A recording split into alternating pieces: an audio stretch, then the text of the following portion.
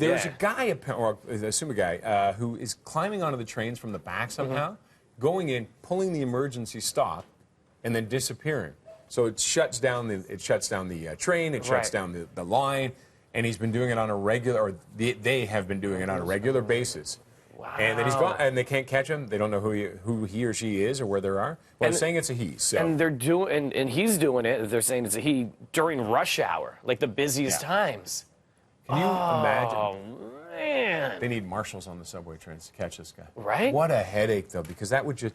What do the subways in New York carry? Like 2 million people a day? Am I exaggerating with that number? No, I think you're probably it might be 2 million right. people a day, and so you get a couple of those lines, and it backs up everything. That's not cool. I don't know how they're going to catch this person because. I mean, you just don't know when they're going to strike. It's like this Gotham's newest supervillain. Yeah, you're a bad man. Yeah. What do you call it? Subwayinator? I don't know. We got to come up with that. Doc Ock. At BT Toronto, let us know. Yeah. Right. It's beautiful, but oh so stinky. Frankie's got a smelly tree in his roster of viewer questions. Catch him in an hour's time, and he just may answer yours too.